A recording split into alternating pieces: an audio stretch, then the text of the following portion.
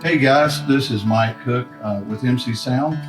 I'm actually at First Baptist Church of Merle's Inlet, and we're going to go through Sound 101 on the X32 to give a refresher to all the volunteers that help run sound here at the church and anybody else, I guess, who sees this. The first question that was asked is, how do you adjust the monitor sends on this console? If you'll watch, you go to bus select. You have 16 buses on this console. 1 through 8 are where the monitor sends, and in this particular case, they are ear sends. They have in-ear mixes.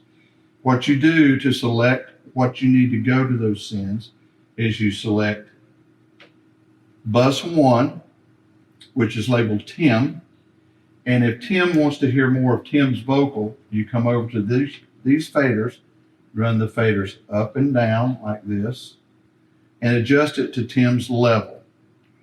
Same with everybody else. And if you need something on the second page, like if they want to hear drums or electric guitar, acoustic, keyboards, you do the same thing. And you do that for each mix.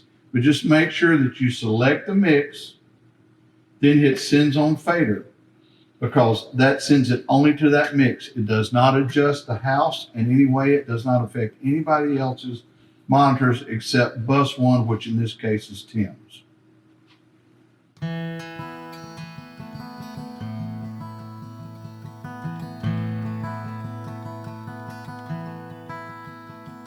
Okay, the next thing we're going to go over is a live stream audio.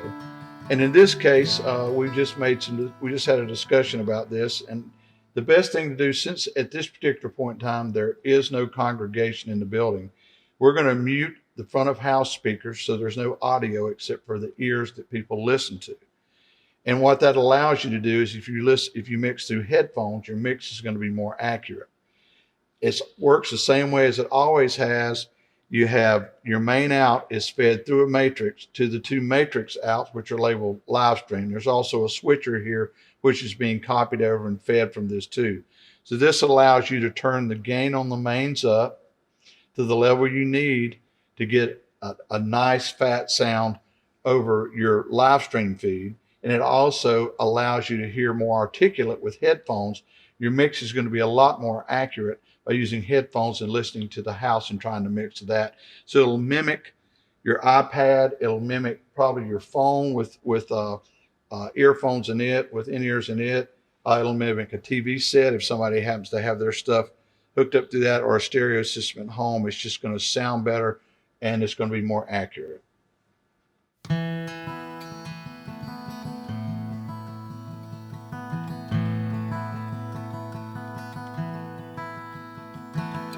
Okay, the next area we're going to discuss is the input gain and the fader on the channel. We're also going to discuss equalization between instruments and vocals and how we get there to get the best sound. The gain knob on this console is right here, and this is probably the most important knob on the whole console.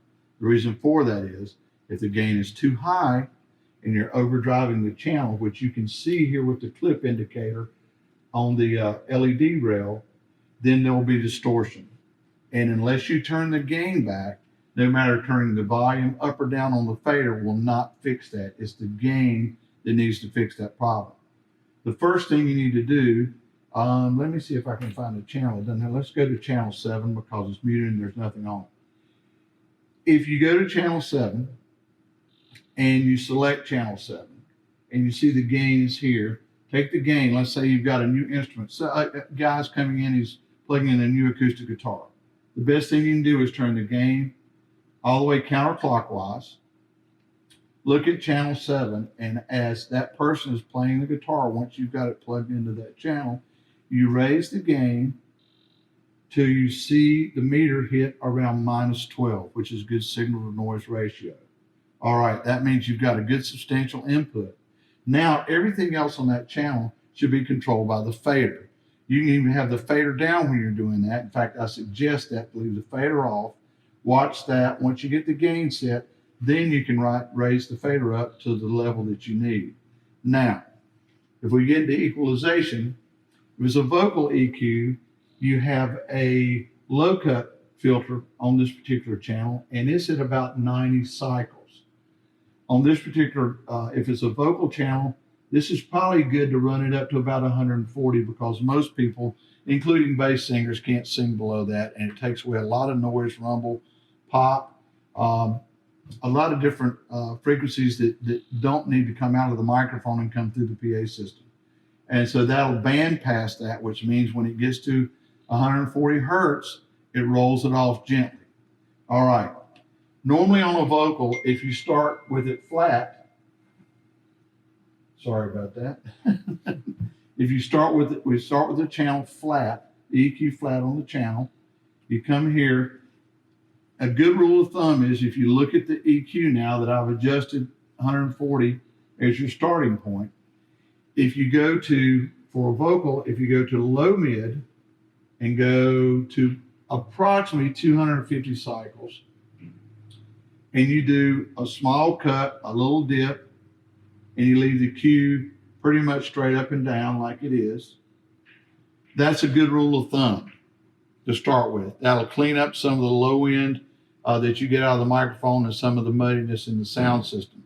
If the sound system's tuned really well, you might not have to do that if you're using a very, now I'm not going to say an expensive microphone, because there's a lot of microphones that are very inexpensive that sound really good.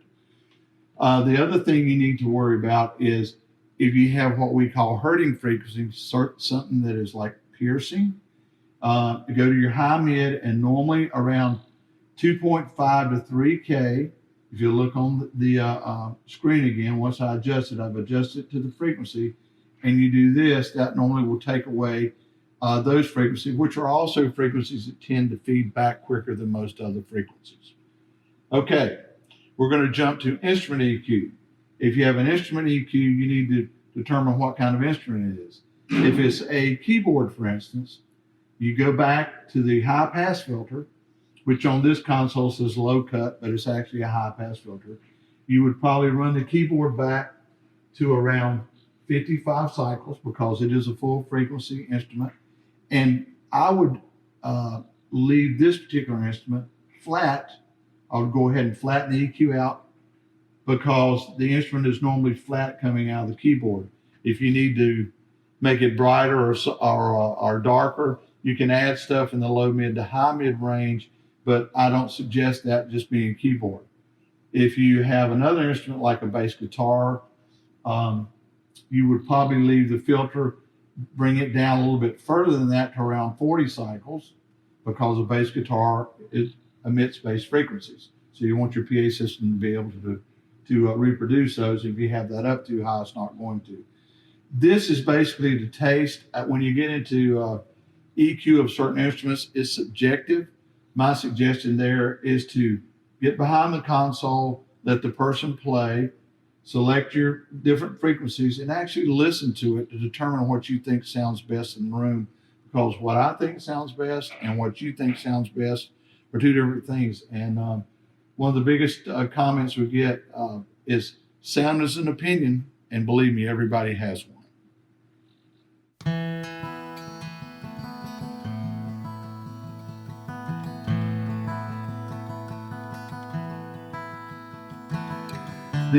The next question that was submitted was basically where vocalists and instruments need to sit in the mix.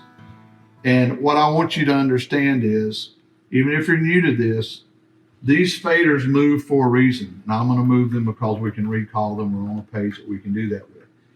If they were not movable, that means you could set your mix and walk away from it, but that's what your job is as a sound engineer. So the difference between vocals and instruments in most cases is the vocals need to ride above the instruments, probably 3 to 6 dB hotter at least. And the reason for that is you want clarity in the vocals, especially in church services. You want to be able to understand the words. Intelligibility is king in this situation. The instruments need to ride underneath that in the mix. You can get a basic mix. If you go home and listen to albums and the way they're mixed, you can understand that you can hear a real good fat band mix, but the vocals are always on top.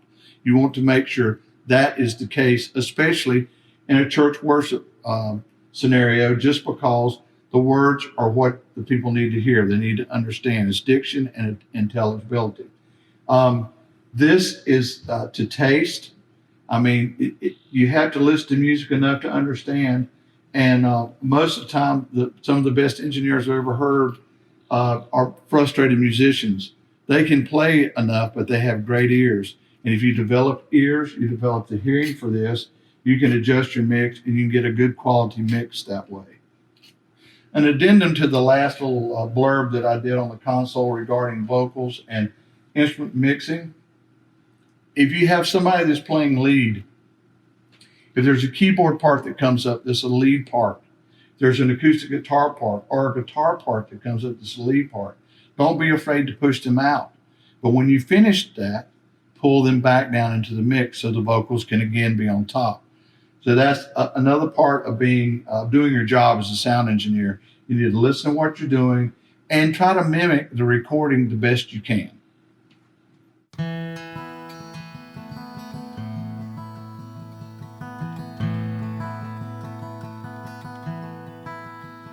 Okay, the next section of the console we're going to talk about is how to apply effects to vocals and instruments. To assign effects and a level, you assign them the same way that you do a monitor send. And we went over that. Let's say if you want to put a hall reverb, in this particular case on this console, it's on bus 13. So you would select this, go to Sends on Fader, and if you notice, there's no effects in the return section, which there shouldn't be. There are some effects on the track, and there are effects basically on the vocals, a little bit on the choir, and a little bit on the piano. And the only reason that those particular effects are just on the vocals mainly is because today most people are using pedal boards, not using amplifiers. Most of the instrumentalists have effects built into their instruments or their pedal boards. Keyboards have reverb patches built into the sounds. So you don't really need those on a particular song for the instruments. Every now and then, maybe an acoustic guitar, which doesn't have effects built into it, unless they're going through a pedal board, you can actually put a little bit of reverb on there to make the guitar sound a little bigger. Vocally, basically, you need a decent hall reverb is a good way to start. Once you learn how to mix and you get into mixing 105 and 1010 and you really understand the board and you really understand music, you'll probably want to add certain effects on certain songs. And if you listen to the songs, again, it's very important to listen to the songs that are sent to you on whatever app that church chooses to give you to listen to the stuff that you need to rehearse every week. There's some type of format that you have. And I suggest that you listen to the song and you'll hear the vocals only have some type of reverb or some type of hall situation going on, so it fattens the vocals up. The most important thing you have to remember is there is an on-off switch for the effects. Make sure that the effects are muted when somebody is talking. It's very irritating because what happens is the intelligibility in the room goes down for the spoken word. When you're singing, it actually helps the blend of the chorus sound of all the people singing. There is delay on this console, which would be bus 14 in this particular instance. Actually, there's a hall reverb on that. But for instance, let's say there is a delay on that. If you want to hear an echo of somebody saying, hey, hey, hey, sometimes you listen to music and you hear that. Use that very judiciously. But once again, if these people are speaking, the song's over with, make sure the effects are turned off.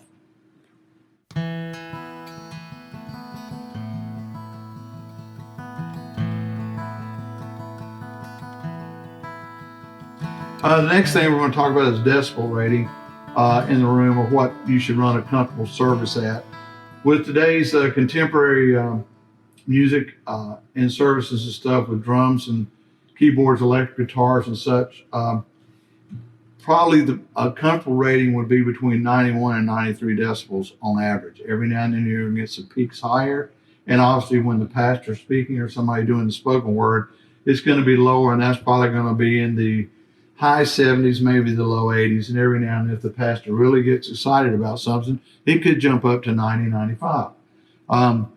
but that's a comfortable level. And since it's not a consistent level, you shouldn't be hurting anybody's ears, and you should not cause a hearing loss at those levels. I do know there's some larger churches that actually run rock and roll level, which is fine if that's what the church wants, and they're playing toward a younger audience. I understand that. I like it to feel it myself, being my age, but I am 65, so that makes a big difference. I've been doing this for well over 40 years, so I'll probably have some hearing loss because I've done concert venues, coliseums, and stuff over my lifetime. But remember this, hearing is, if you're in my business, that's how you make your living, is with your ears. And if you destroy your hearing, it never comes back. It does not regenerate itself. My suggestion is if you get into the 95 to 96 levels constantly, I would suggest wearing some type of earplug or some type of hearing protection.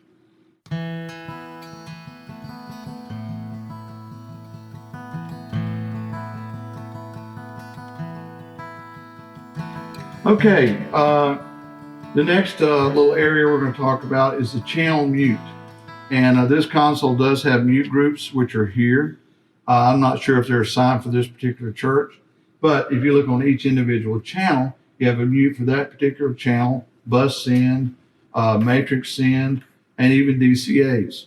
And what you need to remember is, if nobody is using that particular input, let's say the band's not playing and the pastor's speaking, the best thing you can do at that particular point in time is mute everything, or fix a mute group, assign a mute group so you can hit one button and it mutes the whole band. Now, in church, you might want to have the worship leader might play piano pads under certain parts of the service. You might want to leave the piano open just so that they can step up and start playing so you don't miss any cues.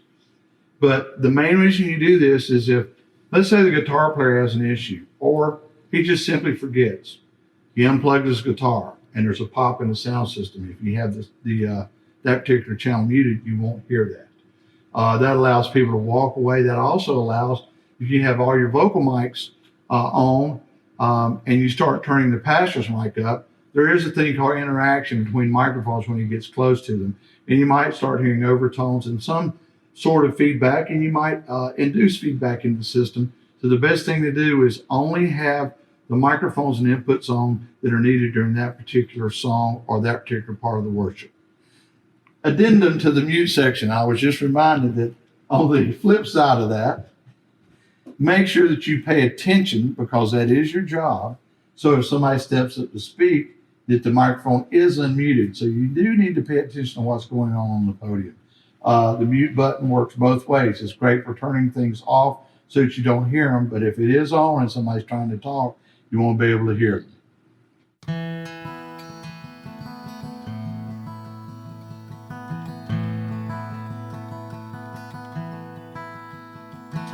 Okay, the next and mostly likely the last section, we want to speak to tracks that worship teams use.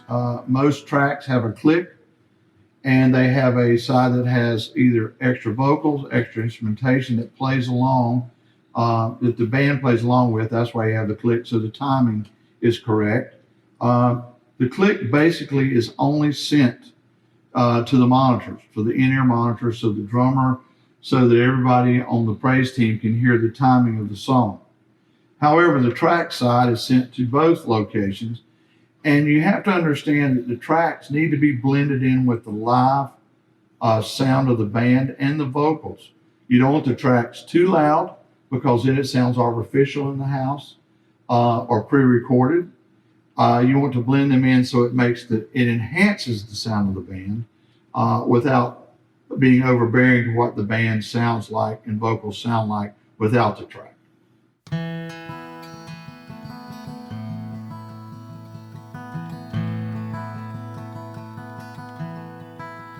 Okay, we have one more section that probably needs to be discussed, and that is this little button here below the gain knob that says 48V. Most consoles have them, especially consoles of this stature. Anything above about $700 or $800 desk has them on each channel.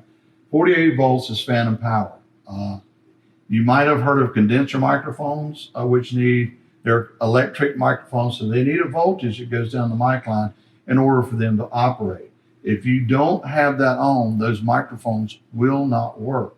So it's very important to check the microphone to see if it's either a dynamic microphone or it's a condenser microphone, which requires 48 volts. Also, there's a ground lift on direct boxes. If you need to direct inject an acoustic guitar or some other instrument like a keyboard that doesn't have balanced outs into your sound system, they have direct boxes, and you plug a 1/4 inch in one end, and on the other end of the box is an XLR, which is balanced out.